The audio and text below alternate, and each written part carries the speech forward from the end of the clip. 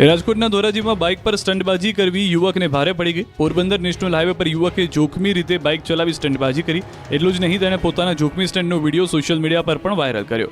Road પર stunt કરીને યુવકે અન્ય લોકોના જીવ પણ જોખમમાં મૂક્યા. જોકે વિડીયો વાયરલ થતાં જ પોલીસ હરકતમાં આવી અને વિડીયોના આધારે ફિરોઝ દિલાવર પઠાણ નામના યુવકની ઓળખ કરી તેને પકડ્યો. પોલીસે યુવકને કાયદાનું ભાન કરાવ્યું.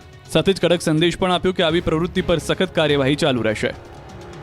ચીખલીમાં દીપડો કૂવામાં ખાબક્યો, જીવ બચાવવા પાઇપ સાથે લટકી ગયો.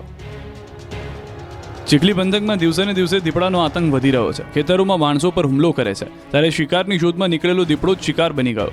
નવસારીમાં જંગલનો ખૂંખાર શિકારી પોતે જ શિકાર બની ગયો. ચીખલીમાં એક ખૂંખાર દીપડો કૂવામાં ખાબક્યો. સાદકપુર ગામમાં દાદરી ફળિયામાં ઘરની પાછળ આવેલા કૂવામાં દીપડો પડી ગયો. આ અંગેની લોકોને જાણ થતાં જ વન વિભાગને જાણ કરવામાં આવી. વન વિભાગે પહોંચીને દીપડાનું રેસ્ક્યુ હાથ ધર્યું. કૂવામાં ટોર્ચ કરતા દીપડો પાણીમાં પોતાને ડૂબવાથી બચાવવા જહેમત કરતો દેખાયો. દીપડો જીવ બચાવવા કૂવામાં નાખેલી પાઇપ સાથે લટકી ગયો, જેથી વન વિભાગે તાત્કાલિક રેસ્ક્યુ કામગીરી હાથ ધરી અને સ્થાનિકોની મદદ સાથે ભારે જહેમત બાદ દીપડાને બહાર કાઢ્યો. કૂવામાં પાંજરું નાખીને દીપડાનું રેસ્ક્યુ કરવામાં આવતા ગ્રામજનોએ પણ રાહતનો શ્વાસ લીધો. ડેડિયાપાડામાં સુરક્ષા વગર વીજ પોલ પર કામ કરતો શ્રમિક જોવા મળ્યો. નથી કોઈ સીડી, નથી કોઈ સુરક્ષા. જીવના જોખમે ભગવાન ભરોસે વીજ પોલ પર કામ કરી રહ્યા છે શ્રમિકો. આ દ્રશ્યો નર્મદાના ડેડિયાપાડાના છે. અહીં વીજ પોલમાં કોઈ સમસ્યા સર્જાઈ હતી. આ ફોલ્ટને દૂર કરવા માટે એક મજૂર વીજ પોલ પર ચડ્યો હતો. શ્રમજીવીની એજન્સી દ્વારા કોઈ સેફટી આપી ન હતી. દ્રશ્યમાં જોઈ શકાય છે કે કોઈ સુરક્ષા વગર જીવના જોખમે ઉપર લટકીને વ્યક્તિ કામ કરી રહ્યો છે. માત્ર 550 રૂપિયા માટે વીજ પોલ પર ચડીને જીવને જોખમમાં મૂક્યો. હાલ થોડાક દિવસો અગાઉ તિલકવાડા નજીક રેલવેની કામગીરીના દાહોદના 2 શ્રમિકોના મોત થયાની હજુ સહી સુકાઈ નથી, જેમાં 2 પરિવારો નિરાધાર બન્યા અને 2 પરિવારે પોતાના મોભીઓને ગુમાવ્યા. ત્યારે એજન્સી દ્વારા અકસ્માત થાય તેની રાહ જોવાઈ રહી હોય તેમ લાગી રહ્યું છે. પોલીસ બનવા માંગતા યુવાનો થઈ જાવ તૈયાર. ગુજરાત પોલીસમાં પીએસઆઈ અને લોકરક્ષકની 13,591 પોસ્ટ પર ભરતીની જાહેરાત. યુવાનોનું ખાખી પહેરવાનું સપનું પૂર્ણ થશે. ગુજરાત પોલીસમાં જોડાવા માટે અને તૈયારી કરતા યુવાનો માટે મોટા સમાચાર સામે આવ્યા. ગુજરાત પોલીસ ભરતી બોર્ડ દ્વારા પોલીસ સબ ઇન્સ્પેક્ટર પીએસઆઈ અને લોકરક્ષક એલઆરડી કેડરની 13,591 ખાલી જગ્યા ભરવા માટેની જાહેરાત કરવામાં આવી. પોલીસ સબ ઇન્સ્પેક્ટર 858 ખાલી જગ્યાઓ ભરવામાં આવશે, જેમાં બિન હથિયારધારી પોલીસ સબ ઇન્સ્પેક્ટર, હથિયારી પોલીસ સબ ઇન્સ્પેક્ટર અને જેલર ગ્રુપ 2 નો સમાવેશ થાય છે. લોકરક્ષકની 12,733 જગ્યા માટે ભરતી થશે. ગ્રેજ્યુએશન સ્નાતક કરેલું હશે તે ઉમેદવારો પીએસઆઈ માટે અરજી કરી શકશે. ઉપરાંત ભરતી માટે ઉમેદવારો 3 ડિસેમ્બર 2025 થી 23 ડિસેમ્બર 2025 સુધી ઓનલાઈન અરજી કરી શકશે. અમદાવાદ સહિત 3 શહેરમાં યોજાય વકીલાતની સનદની પરીક્ષા. બાર કાઉન્સિલ ઓફ ઇન્ડિયા દ્વારા વકીલાતની પ્રેક્ટિસ સનદ માટેની ઓલ ઇન્ડિયા બાર એક્ઝામિનેશન એટલે કે સનદની પરીક્ષા લેવાય. અમદાવાદ, સુરત, રાજકોટ સહિત કેન્દ્ર પર વકીલાતની સનદની પરીક્ષા યોજાઈ હતી, જેમાં સુરતમાં 2000થી વધુ સહિત રાજ્યમાં કુલ 10,000 જેટલા વકીલ ઉમેદવારોએ પરીક્ષા આપી. સવારથી જ પરીક્ષા કેન્દ્ર પર વિદ્યાર્થીઓ પહોંચી ગયા હતા.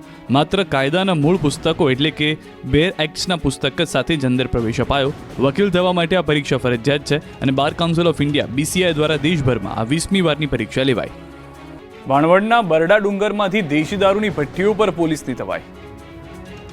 ભાણવડ પંથકમાં આવેલા બરડા ડુંગરમાંથી ફરી દેશી દારૂ બનાવવાની ધમધમથી ભઠ્ઠી ઝડપાઈ. દેશી દારૂની ધમધમતી ભઠ્ઠીઓ પર પોલીસ ત્રાટકી. પોલીસે દરોડા પાડતા બુટલેગરો અને દારૂડિયાઓમાં નાસભાગ મચી ગઈ. 1,400 લીટર દેશી દારૂમાં ઉપયોગમાં લેવાતો કાચો આથો અને દેશી દારૂ બનાવવાના સાધનો સહિત 36,000નો મુદ્દામાલ પોલીસે ઝડપી પાડ્યો. બરડા ડુંગરમાં આવેલા ધાર પીપરાવાળા વિરડા પાસે લાંબા સમયથી દારૂની ભઠ્ઠીઓ ચાલતી હતી. આ અંગેની સ્થાનિકોએ અનેકવાર રજૂઆત કર્યા બાદ પણ દારૂની ભઠ્ઠીઓ ચાલતી હતી. અંતે પોલીસે દરોડા પાડ્યા ત્યારે આરોપી ફરાર થયો. કરમણ ભીખા મોરીને ઝડપી પાડવા તજવીજ હાથ ધરી. દાહોદમાં આપના નેતાએ નોકરીની લાલચ આપી મહિલાનું અપહરણ કર્યું. પોલીસે કરી અટકાયત. આમ આદમી પાર્ટીના નેતા અપહરણકાર નીકળ્યા. દાહોદમાં આમ આદમી પાર્ટીના નેતા દેવેન્દ્ર મેડા સામે અપહરણનો ગુનો નોંધાયો. એક મહિલાએ પોલીસમાં ફરિયાદ નોંધાવી છે કે દેવેન્દ્ર મેડાએ તેને નોકરી આપવાની લાલચ આપીને સ્થળ પર બોલાવી. જોકે નોકરીના બહાને કારમાં તેનું અપહરણ કરવામાં આવ્યું. મહિલાનો આરોપ છે કે તેની ઈચ્છા વિરુદ્ધ તેને અટકાવી રાખવામાં આવી. આ દરમિયાન દેવેન્દ્ર મેડાએ તેની સાથે અભદ્ર તથા અનૈતિક માંગણીઓ કરી હોવાનો પણ આરોપ છે. આરોપીએ મહિલાનું કારમાં અપહરણ કરવાનો પ્રયાસ કરતા મહિલાએ તેના પતિનો સંપર્ક કર્યો. જોકે પીછો કરવા જતાં આરોપીએ કાર ભગાવી હોવાનો આરોપ છે. આ મામલે ફરિયાદ મળતા જ પોલીસ હરકતમાં આવીને તપાસ શરૂ કરી. વિડીયોથી લઈને કોલ રેકોર્ડ સુધીના પુરાવાઓને આધારે પોલીસ તપાસ કરી રહી છે.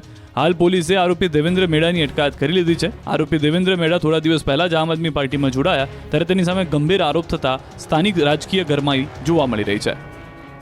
કોંગ્રેસની જન આક્રોશ યાત્રા ઊંઝા પહોંચી. અમિત ચાવડાએ કર્યા પ્રહાર. ખેડૂતના વિવિધ પ્રશ્નોને લઈને ઉત્તર ગુજરાતથી નીકળેલી કોંગ્રેસની જન આક્રોશ રેલી 10મા દિવસે મહેસાણાના ઊંઝા ઉમિયાધામ ખાતે પહોંચી. આ રેલીમાં મોટી સંખ્યામાં ખેડૂતો, કોંગ્રેસ કાર્યકર્તાઓ જોડાયા. કોંગ્રેસના પ્રદેશ પ્રમુખ અમિત ચાવડા, તુષાર ચૌધરી સહિતના નેતાઓ સૌથી પહેલા ઉમિયાધામમાં પહોંચી માતાજીના દર્શન કર્યા. મા ઉમિયાના દ્વારે માથું ટેકવ્યું. નેતાઓએ પૂજા અર્ચના કરી. કોંગ્રેસ દ્વારા મંદિરના શિખર પર ધજા ચડાવવામાં આવી હતી. મા ઉમિયા માતાજી મંદિરે 51 ફૂટની ધજા ચડાવવામાં આવી. આ પછી ઉપેરાથી જાસકા સુધીની યાત્રા તાલુકા કોંગ્રેસ સમિતિ દ્વારા આગળ વધારવામાં આવી. આ તરફ ખેડામાં ભાજપ કાર્યકરો સાથે ભાજપના પ્રમુખ જગદીશ વિશ્વકર્માએ કરી બેઠક. ભાજપ પ્રદેશ પ્રમુખ જગદીશ વિશ્વકર્માએ ખેડાની મુલાકાત લીધી. અમદાવાદ જગદીશ વિશ્વકર્માએ મન કી બાત કાર્યક્રમમાં હાજરી આપી. પંચવટી સર્કલ પર પૂજ્ય રવિશંકર મહારાજની પ્રતિમાને પ્રમુખે પુષ્પાંજલિ અર્પણ કરી. ત્યારબાદ સુપ્રસિદ્ધ સિદ્ધનાથ મહાદેવના દર્શન કર્યા. કાર્યક્રમમાં ખેડા સાંસદ દેવસિંહ ચૌહાણ, ધારાસભ્ય અર્જુનસિંહ ચૌહાણ તથા કાર્યકર્તાઓ ઉપસ્થિત રહ્યા. કાર્યક્રમ બાદ જગદીશ વિશ્વકર્માએ શક્તિ કેન્દ્રના ઇન્ચાર્જ સાથે બેઠક કરી હતી. આ તરફ વડોદરામાં નવલખીથી યુનિટી માર્ચનો પ્રારંભ થયો. કેન્દ્રીય મંત્રી મનસુખ માંડવિયાએ યાત્રાનું પ્રસ્થાન કરાવ્યું. આ માર્ચ વિવિધ વિસ્તારોમાં ફરી કેવડિયા પહોંચ્યો, જેમાં કેન્દ્રીય મંત્રી અન્નપૂર્ણા દેવીજી પણ જોડાયા. સ્થાનિક સ્વરાજ્યની ચૂંટણીમાં ઈડબ્લ્યુએસ લાગુ કરવામાં નહીં આવે તો પાટીદારોનું રાજકીય પતન થઈ જશે. વરુણ પટેલના નિવેદનને અલ્પેશ કથિરિયાનું સમર્થન. સ્થાનિક સ્વરાજ્યની ચૂંટણીમાં ઈડબ્લ્યુએસ મળવું જોઈએ તેવી પ્રબળ માંગ ફરી એકવાર પાટીદારો કરી રહ્યા છે. પાટીદાર અને ભાજપના નેતા વરુણ પટેલના નિવેદનને અલ્પેશ કથિરિયાએ સમર્થન આપ્યું. કથિરિયાનું કહેવું છે કે વરુણ પટેલની વાત સાચી છે. પાટીદાર સમાજની સાથે 68થી પણ વધારે જ્ઞાતિ છે. ઈડબ્લ્યુએસ લાગુ થાય તો 10% અનામત મળશે, પરંતુ જો લાગુ ન થાય તો નુકસાન થઈ શકે છે. જે મામલે ચૂંટણી પંચમાં પણ રજૂઆત કરવામાં આવી. સાથે જ દાવો કર્યો કે ઈડબ્લ્યુએસ લાગુ કરવામાં નહીં આવે તો પાટીદારોનું રાજકીય પતન થઈ જશે. સંપૂર્ણ જે અનામતની વ્યવસ્થા છે એ પ્રથમ વખત સ્થાનિક સ્વરાજની ચૂંટણીમાં લાગુ પડે છે, ત્યારે સાથોસાથ 10% ડબલ્યુએસનો સમાવેશ થઈ જાય તો ભવિષ્યમાં કોઈ પણ પ્રકારના ટેકનિકલી કોઈ પણ પ્રશ્ન પણ ન સર્જાય અને દરેક વર્ગને પોતાનું પ્રતિનિધિત્વ મળી શકે. એ માટે ચૂંટણી પંચને પણ અમે રજૂઆતો કરી છે. હાઈકોર્ટમાં પણ દિનેશભાઈ પિટિશન કરી છે અને ભવિષ્યમાં આ બાબતે સુખદ નિર્ણય આવે એવી અમે આશા રાખીએ છીએ. એસઆઈઆરની કામગીરી સમય મર્યાદામાં વધારો 7 દિવસ લંબાવવામાં આવ્યા.